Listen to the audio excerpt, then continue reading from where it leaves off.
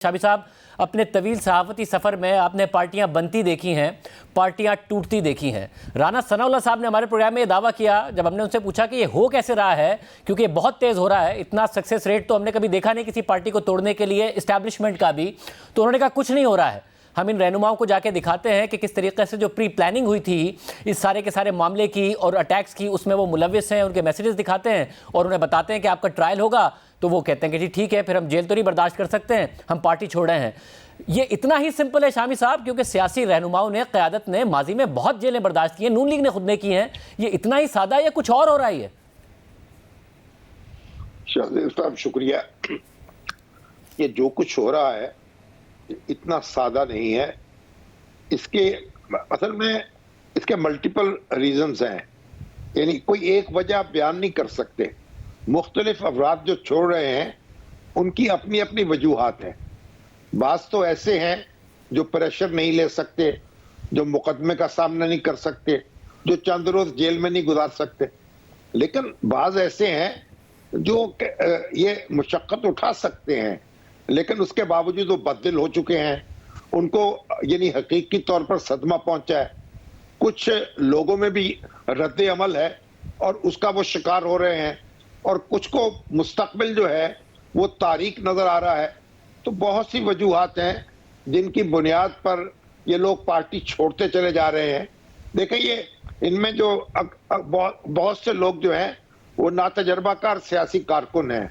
वो इसलिए नहीं आए थे पीटीआई में कि कोई भी जंगजू बनेंगे, कोई गुरीला लड़ाई लड़ेंगे या फौज से टक्कर लेंगे। वो तो एक पॉलिटिकल प्रोसेस का हिस्सा बने थे। आंखों में तब्दीली का ख्वाब था, बड़े उनकी आरजुएं थी, और इमरान खान साहब जो है बदकिस्मती से वो इसका इदराक नहीं कर पा रहे, अब भी नहीं कर पा रहे। मगर शामी साहब, खान साहब का अभी भी ये दावा है, वो कह रहे हैं कि तोड़ लें पार्टी, जिसे मैं टिकट दूंगा जीतेगा तो फिर भी वही ना। तो खान साहब को ये दावा है, और जाहिर है इनमें से कोई भी ऐसा तो नहीं है जो ये दावा करेगा जी हम इसलिए जीते थे क्योंकि हमारा वोट बैंक था। और खान साहब का अब तो अब ये कॉन्फिडेंस है कि और ज़्यादा वोट बैंक बढ़ गया है, तो वो अपने इस कॉन्फिडेंस की वजह से कह रहे हैं कि जो छोड़ के जा रहा है जाए, उस पर दबाव भी है तो जाए।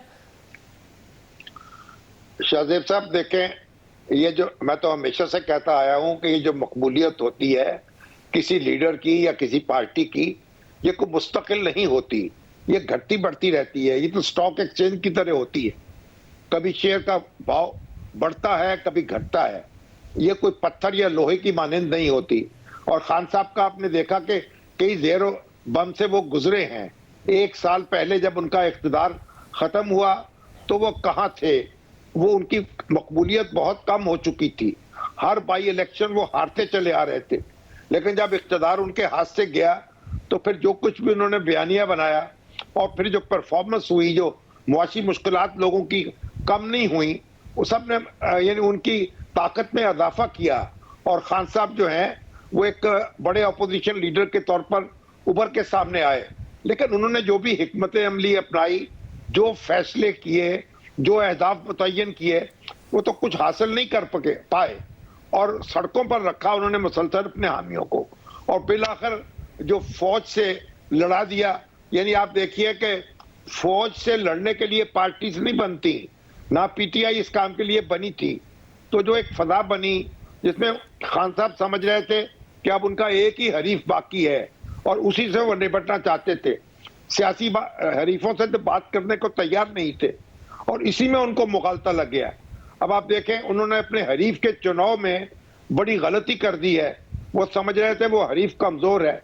वो हरीफ जितना भी कमजोर हो, उसकी जड़ें अवाम में मौजूद है, उसकी इज्जत जो है लोगों के दिलों में है।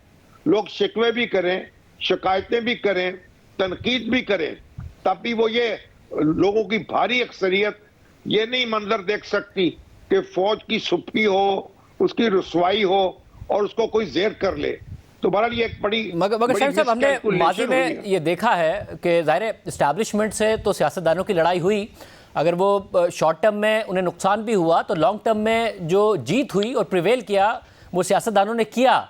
आपको यहाँ से इस वक्त भी और अगले इलेक्शन में भी इमरान खान साहब के लिए क्या नजर आ रहा है, जितनी तेजी से लोग छोड़ के जा रहे हैं और जिस तरीके से ये सब कुछ हो रहा है?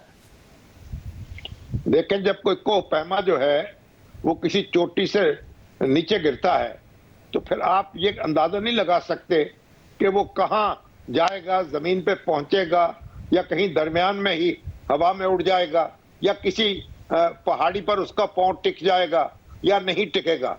तो खान साहब इस वक्त लुढ़क चुके हैं और अपने आप को संभाल नहीं पा रहे, बल्कि उनको एहसास भी नहीं हो पा रहा कि वो लुढ़के हुए हैं। तो जो वो बातें कर रहे हैं, ये सारा मामला इतना आसान नहीं है।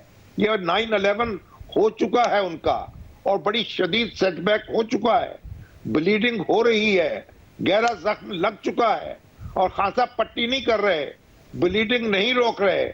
उनका ख्याल है कि वो सब चीजों को हवा में उड़ा देंगे, लेकिन अब हवा ऐसी है जिसमें वो किसी को उड़ाने वाले नहीं है। अब हवा उनको उड़ाने के दर पे है।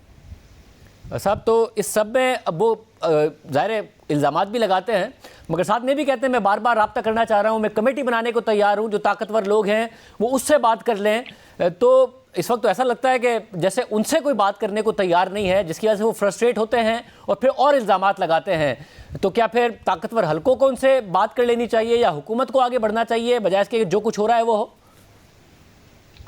देखिए, ताकतवर हल्के तो उनसे बात करेंगे नहीं, क्योंकि वो उनकी तो राय ये है कि जो मामला हो वो हुकूमत से होना चाहिए और वो बराह रास्त फरीक बनने को तैयार नहीं है। और इस वक्त जो सूरत हाल है, आप देखें जो जिस तरह 9 मई को जो कुछ हुआ है और जो वाकयात पेश आए हैं, वो तो एक अनप्रेसिडेंटेड है। तारीख में ऐसे मनाजर हमने कभी देखे नहीं है। यानी तो फिर भी जुलूस निकलते हैं, जलसे होते हैं, लोग नारे भी लगाते हैं, लेकिन फौजी तंसीबात पर हमले नहीं करते। ये जो हमले हुए हैं और उसके बाद जिस तरह उनकी प्लानिंग की बातें आ रही हैं, जिस तरह वीडियोस बनाई गई हैं, जो बदजुबानी की गई है, वो तो सारी चीजें रिकॉर्ड हो चुकी हैं। तो अब इसलिए बहुत मुश्किल है। ये मेरा ख्याल है खान साहब जो हैं वो उससे चूक गए हैं, बहुत बड़ी गलती हो गई है उनसे। वो जो हम कहते हैं ना कि मौले को मौला ना मारे तो नहीं मरता, और मौला जो है ये जो पॉपुलर लीडरशिप्स होती हैं, ये अपने जोम में और अपने जोर पे गिरती हैं। इनको कोई दूसरा धक्का नहीं दे सकता, ये खुद अपनी राह खोटी करती हैं। और इस वक्त यानी बहुत मुश्किल सूरत हाल है और इसमें बड़े गहरे सोच की जरूरत है, तदब्बर की जरूरत है, तफक्कुर की जरूरत है, जो खान साहब कर नहीं पा रहे। वो एक उसी रवश पे जा रहे हैं और उसी में जहां ठोकर उन्होंने पहले खाई है वहां मजीद ठोकर खाएंगे और फिर ठोकरें खाते चले जाएंगे, अगर उन्होंने अपना रास्ता ना बदला और अपना रवैया ना बदला।